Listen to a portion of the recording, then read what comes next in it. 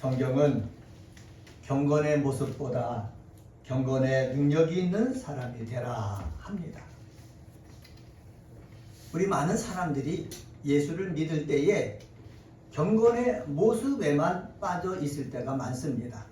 유대인들도 마찬가지입니다. 예수님 당시에 대제사장이 있죠, 서기관과 있죠, 바리새인이 있죠. 하나님을 잘 아는 사람들 아닙니까? 말씀을 잘 믿는 사람들이에요. 그런데 이들이 믿음 생활을 오래 하다 보니까는 경건의 모습, 경건의 형식에만 치우쳤지 경건의 능력 있는 경건의 모습의 삶을 살지 못했는 것을 우리는 예수님을 통해서 알 수가 있습니다.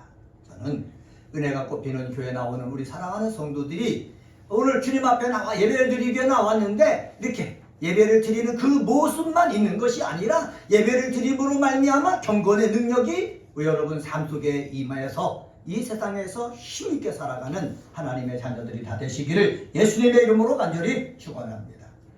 오늘 본문의 말씀이 시편 23편에 있는 말씀이에요. 다윗의 시입니다. 다윗이 뭐라고 고백을 했느냐? 여호와는 나의 목자시니 내게 부족함이 없으리로다 고백을 하고 있습니다. 다윗은 이렇게 모양만, 마음만 하나님을 믿고 하나님을 따르는 사람이 아니라 정말로 삶 속에서 하나님을 믿고 따르는 사람이었다는 거지요. 경건의 능력이 있었다는 사람인 거죠. 저는 우리 모든 성도들이, 목사인 저도 경건의 모습만 있는 것이 아니라 경건의 능력이 있는 귀한 성도가 되어지기를 소망합니다. 그래서 이 소망 가지고 다윗의 목자이신 하나님이 나의 목자입니다 라는 제목을 가지고 오늘 함께 은혜를 나누겠습니다. 한번 따라서 해봅시다. 다윗의 목자이신 하나님이 나의 목자이십니다. 아멘. 다윗의 목자이신 하나님이 나의 목자예요. 제가 오래전에 카자흐스탄에 단기 선교를 간 적이 있습니다. 단기 선교로 갔는데 알마티에 비행기를 타고 내려가지고 기차역에 가서 기차를 타고 24시간 이상 기차를 타고 소련과 접경 지역으로 갔습니다. 요즘에 소련에 비가 많이 오고 우랄 산맥에 있는 눈과 얼음이 녹다 보니까 홍수가 돼가지고 댐이 파괴돼가지고 그 물이 어디까지? 카자흐스탄까지 흘러가지고 8,000마리가 되는 양과 염소와 소떼가 다 죽었다는 거예요. 근데 그곳이 어디냐? 제가 단기 선교에 간 곳이에요. 단기 선교를 가기 위해서 기차를 타고 가는데 24시간 갔는데 낮 동안 창문을 열고 보니까 광활한 벌판이에요. 광활한 벌판이에요. 거기에서 뭐 양을 치는 목동들이 있어요. 말을 타는 목동들이 있어요. 그 광활한 그 지역에 뭐만 있느냐? 또 이 양과 말과 그리고 염소만 있는 것이 아니라 사나운 맹수가 있는 거예요. 맹수가 있기 때문에 목자가 이 양들을 잘 돌봐주지 않으면은 이 사나운 맹수가 와서 양을 한 마리씩 잡아먹는다는 거죠. 그래서 목동을 하는 그 사람들을 보니까는 뭐가 필요하다? 목자가 필요하다. 그리고 목자가 필요한데 어떤 목자가 필요하냐? 좋은 목자가 필요하다. 좋은 목자가 돼야지 양들을 때에 맞게 풀이는 곳으로 인도하고 무리는 곳으로 인도하고 그래서 양들의 살을 찌고 그리고 털들이 정말 잘 자랄 수 있도록 한다라는 것을 볼 수가 있습니다. 저는 그렇게 목자의 모습을 보고 양의 모습을 보면서 우리에게는 어떤 목자가 있다? 선한 목자가 있다. 그 선한 목자가 누굽니까? 예수 그리스도. 이 믿음의 고백이 있어야 될 줄 믿습니다. 한번 따라서 해봅시다. 예수님은 나의 선한 목자입니다. 네, 예수님은 누구의 선한 목자라고요? 나의 선한 목자라는 거지요. 이러한 믿음을 가지고 오늘 시편 23편을 살펴보겠습니다. 먼저 첫 번째로 다윗이 고백하고 있는 여호와 하나님은 어떤 목자인가? 그래, 한번 따라서 해봅시다. 항상 인도하시는 목자입니다. 항상 인도하시는 목자다라고 우리 다윗은 고백을 하고 있습니다. 나의 목자시다 라고 하고 있지 않습니까? 근데 이 목자 속에 담겨져 있는 단어 뜻이 있는데 그것은 봐도 뭐냐면은 다스린다 라는 뜻입니다. 여호와가 나의 목자라면은 여호와께서 나를 다스려야 나의 목자가 되는 것입니다. 그런데 하나님은 나의 목자라고 고백을 하는데 하나님이 나를 다스리지 않고 내가 스스로 한다는 거죠. 생각하고 말하고 행동한다는 거죠. 그러면 이 사람은 하나님이 나의 목자가 아니라 내가 나의 목자가 되는 거예요. 내가 나의 목자가 되면은 내 생각대로 합니다. 내 욕심대로 행합니다. 내가 하고 싶은 것만 합니다. 그러니까 하나님의 뜻을 이 땅에 행할 수가 없습니다. 이것을 아는 사람들이 이렇게 주일마다 나와서 하나님 앞에 찬양하고 말씀을 듣고 기도하면서 배워야 될 것이 있습니다. 그것은 바로 뭐냐? 하나님의 섭리를 알기를 원합니다. 하나님의 뜻을 알기를 원합니다. 하나님의 섭리를 알고 하나님의 뜻을 알아야 하나님이 나의 목자가 되셔서 이끌어가는 그 길을 우리가 뭐 할 수가 있다? 갈 수가 있다라는 사실입니다. 하나님이 나의 삶을 다스려 주지 않는다면은 나의 삶 속에 어떻게 해요? 하나님의 인도함을 우리는 받을 수가 없는 거예요. 하나님의 인도함을 받는 것이 아니라 누가 나를 인도해요? 내가 나를 인도해요. 내가 나를 인도하기 때문에 근심이 있어요. 걱정이 있어요. 고통이 있어요. 안절부절 못하는 삶을 산다는 거지요. 그러나 하나님이 나를 인도해 주신다면은 근심과 걱정이 있는 세상 속에서도 평안이 있어요. 위로가 있어요. 감사가 있어요. 그리고 소망이 있는 거예요. 하나님이 여러분을 인도해 주신다라는 사실을 다윗과 같이 믿게 되어지기를 주님의 이름으로 간절히 축원합니다. 그러면 하나님이 인도하신 것을 다윗은 어떻게 믿고 있습니까? 2절 상반절에 보면 이렇게 말씀합니다. 그가 나를 푸른 초장에 누이신다 라고 말씀합니다. 그리고 2절 하반절에 보면은 쉴만한 물가로 인도하신다 그럽니다. 3절 하반절에 보면은 자기 이름을 위하여 의의 길로 어떻게 하신다? 인도하신다. 3절 상반절에 보면 뭐라고 그러느냐? 내 영혼을 소생시키신다 말씀하고 있습니다. 여러분, 푸른 초장, 쉴만한 물가 얼마나 귀합니까? 이스라엘 백성들은 사막 지역이라고 그랬어요. 가도요 풀이 없어요. 나무가 없어요. 그런데 어느 곳에 나무가 있고 풀이 있느냐 하면 물이 있는 곳에, 물이 있는 곳을 오아시스라고 합니다. 저도 이 이스라엘 땅에 사막 지역에 다니다 보니까 물이 있는 곳에 나무가 자라고 그리고 그곳에 사람이 집을 짓고 살지 물이 없는 곳에는 살 수가 없는 거예요. 그런데 하나님께서 양들을 목자처럼 어디로 인도하신다고요? 푸른 초장으로 인도하신다는 거예요. 거기서 누이신다 그렇지 않습니까? 거기서 쉬게 하신다는 거예요. 쉴만한 물가로 이끌어서 거기서 갈증을 어떻게 한답니까? 갈증을 해결하게 한다는 거예요. 그리고 내 영혼을 소생시킨다고 그랬지 않습니까? 다시 힘을 주어서 살 수 있는 그러한 능력을 주신다는 거예요.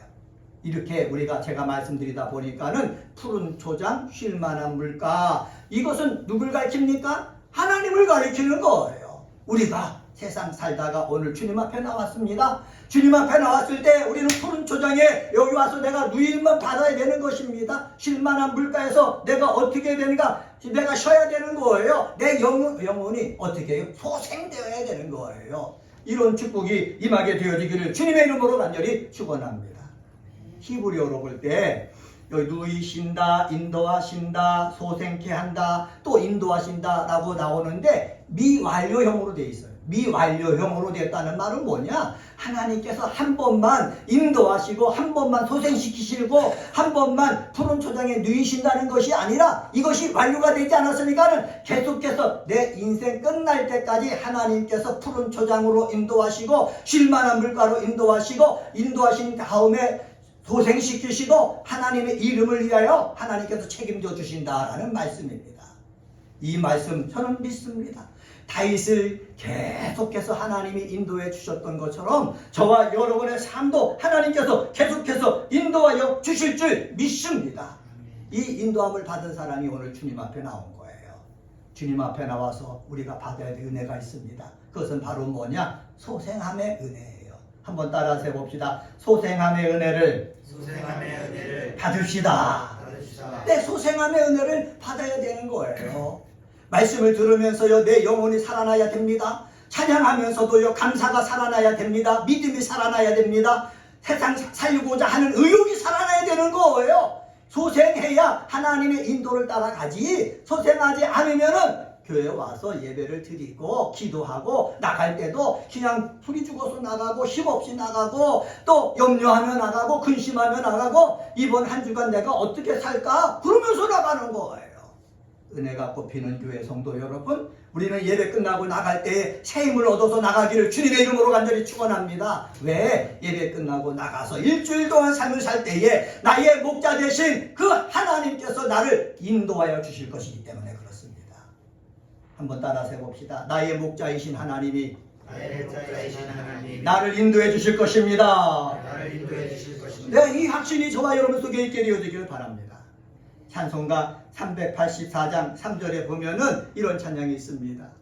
나의 갈 길 다가도록 예수 인도하시니 그의 사랑 어찌 큰지 말로 알 수 없도다. 성령 감화 받은 영혼 하늘 날아갈 때에 영영 부를 나의 찬송 예수 인도하셨네.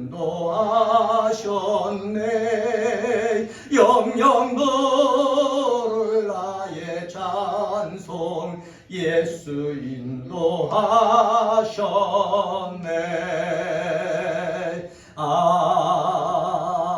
아멘.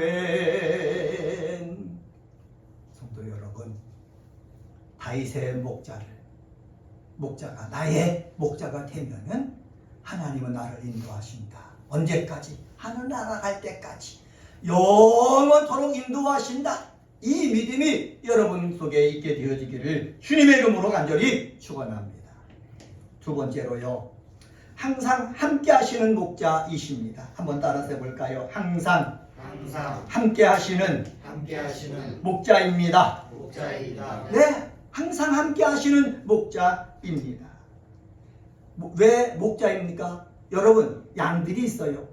근데 선한 목자가 있다면 양들이 있는 곳에 누가 있어야 됩니까? 목자가 있어야 되는 거예요. 왜 그렇습니까? 주변에 사나운 맹수가 있기 때문에 그래요. 목자가 없으면은요, 맹수가 나타나서 양을 물어가지고 자기 먹잇거리로 삼는 것입니다. 마찬가지예요. 이 세상에는 내가 원하나 원하지 않으나 뭐가 있어요? 사나운 목자가 맹수가 있는 거예요. 원수 마귀가 있죠. 걸새 잡은 자들이 있죠. 이들이요, 나를 잡아먹으려고 어떻게 해요? 두 눈을 뜨고요, 기회를 노리고 있는 거예요. 나는 죄가 없는데, 나는 원수진 것이 없는데, 여러분 그렇게 얘기할진 모르지만은 마귀란 놈이 뭐 그것 따집니까? 잡아먹을 먹기 위해서 눈을 부리면서 기회를 찾고 있는데요. 그래서 나를 어떻게 해요? 나와 함께 하시는 목자가 주변에 있다면 우린 안심하고 편안하게 거할 수 있는 것입니다. 한번 따라서 해볼까요? 하나님은 항상 함께 하시는 목자입니다. 네, 하나님은 항상 함께 하시는 목자예요. 내 눈에 하나님이 함께 하시는 것이 보이지 않아도요, 하나님은 나와 항상 함께 하셔요. 하나님께서 모세와 여호수아를 불러가지고 여호수아 1장 5절에 보면 말씀합니다. 내가 모세와 함께 있었던 것처럼 너와 함께 있을 것이다. 내가 너를 버리지도 아니하고 떠나지도 아니하겠다 말씀하셨어요. 9절에서도 말씀했습니다. 강하고 담대하라. 두려워하지 말지만 놀라지 말라. 내가 어디로 가든지 내 하나님 여호와가 너와 함께 하느니라. 하나님은 광야 40년을 지내면서 모세와 함께 하셔서 이스라엘 백성을 인도하게 하셨어요. 이제는 모세가 죽고 여호수아가 그 바탄을 이어받아서 가나안 땅에 백성을 이끌고 갈 거거든요. 그때 하나님이 여호수아에게 하신 말이에요. 내가 함께 하겠다. 내가 함께 하겠다. 내가 함께 하겠다 말씀하시는 거예요. 한번 따라서 해봅시다. 내가 너와 함께 하겠다. 할렐루야. 저는 이 말씀을 믿습니다. 내 삶이 어렵고 힘들어도 하나님은 나와 함께 하십니다. 여러분의 삶이 어렵고 힘들어도 하나님은 함께 하십니다. 이것은 믿을 때 힘이 있는 거예요. 여러분, 모래 위에 발자국이란 이야기 들어보셨지요? 어떤 사람이 꿈에 자기 인생의 과거가 모래 위에 발자국으로 나타나 있는 것을 봤습니다. 이 사람이 지나온 그 발자국을 살펴보니까는 어느 때는 발자국이 2개가 돼 있는데 두 사람의 발자국이 돼 있는데 어떤 때는 발자국이 한 사람의 발자국밖에 없는 거예요. 곰곰이 생각해 보니까 발자국이 하나밖에 없을 때는 자신 힘들 때거든요. 고통스러울 때거든요. 죽고 싶을 때거든요. 그래서 하나님 앞에 투덜거리면서 말했습니다. 하나님, 제가 지나온 저 모래사장의 발자국을 보니까는 내가 힘들 때 발자국이 하나밖에 없습니다. 하나님 어떻게 된 겁니까? 나와 늘 항상 함께 하신다고 그랬는데 왜 발자국이 하나밖에 안 됩니까? 물었더니 하나님이 이 사람에게 이렇게 대답했답니다. 그거는 네 발자국이 아니라 나의 발자국이다. 네가 어려울 때 네 스스로 걸을 수 없기 때문에 내가 너를 업고 걸은 것이다 말씀하고 있는 거예요. 여러분 그렇습니다. 발자국이 하나밖에 없을 때는 그 발자국이 내 발자국이 아니라 누구의 발자국이라고요? 하나님의 발자국인 거예요. 여러분 하나님이 나를 업고 걸어간다는 그 믿음이 있으면은 우리는 절망과 좌절 가운데서도요 힘을 낼 수가 있는 것입니다. 이런 하나님이 역사해 주실 때는요 그 역사는 변함없는 거예요. 영원토록 되어지는 거예요. 내가 기분 좋을 때만 하나님이 역사하시고 기분 나쁠 때는 역사하지 않는 것이 아니라 나의 기분과 상황과는 상관없이 하나님은 함께 하신다라는 사실입니다.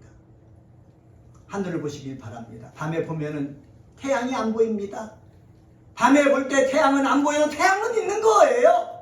낮에요 구름이 끼었어요. 어두침침한 구름이 끼어서 태양이 안 보여요. 그래도 뭐가 있는 것입니까? 태양이 있는 거예요. 이것을 우리는 믿어야 돼요. 내 삶이 어려워도 하나님은 나와 함께 하신다.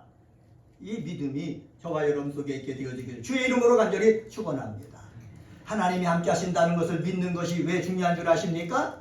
내가 하나님의 택함 받은 사람이라도 삶을 살다 보면은 사망의 음침한 길로 갈 때가 있기 때문에 그래요. 다윗은요 하나님 마음에 합한 사람이었어요. 하나님 마음에 합한 사람인데 시편에서 다윗이 고백하기를 내가 사망의 음침한 골짜기로 다닐지라도 해를 두려워하지 않는다라고 얘기하고 있습니다. 여러분 기도 많이 하는 사람이죠. 찬양 많이 하는 사람이죠. 하나님과 더불어 관계가 깊은 사람인데 사망의 음침한 골짜기로 다닐 정도로 어려움을 겪었잖아요. 다윗이요 사울왕을 위해서 일을 했지만 사울왕이 누굴 죽이려고 해요? 다윗을 죽이려고 해요. 그래서 맨날 도망다닙니다. 굴속에서 삽니다. 가족과 함께 살지도 못합니다. 사울왕이 얼마나 집요하게 쫓아다니는지 블레셋 땅으로 피난했거든요. 피난했는데 다윗이 왔다는 얘기를 듣고 아기스 왕이 블레셋의 아기스 왕이 다윗을 잡아왔습니다. 그래갖고 다윗을 죽이려고 하는 거예요. 그때 다윗이 어떡합니까? 내가 살아나야 되겠다라고 생각해가지고 미친 치 하는 거예요. 침을 질질 흘려서 수염 속에 침이 흐르게 하면서 미친 치 하는 거예요. 그 모습을 보고 다윗이 지금 저 정도밖에 안 되는데 무슨 골리앗을 죽일 수 있는 힘이 어디 있겠느냐? 그래갖고 다윗이 그 위기에서 벗어났어요. 여러분 이 다윗도요 정말로 하나님을 바로 믿는 사람이었지만 사망의 음침한 골짜기로 다닌 적이 한두 번이 아니라는 거예요. 우리는 어떻습니까? 우리들도 마찬가지예요. 사망의 음침한 골짜기로 우리를 다닐 수가 있다는 거예요. 근데 중요한 것이 있습니다. 사망의 음침한 골짜기로 다녀도 하나님은 함께 하십니다. 한번 따라서 해봅시다. 사망의 음침한 골짜기로 다녀도 하나님은 함께 하신다. 하나님은 함께 하신다. 저는 이 말씀을 누구에게 전하느냐?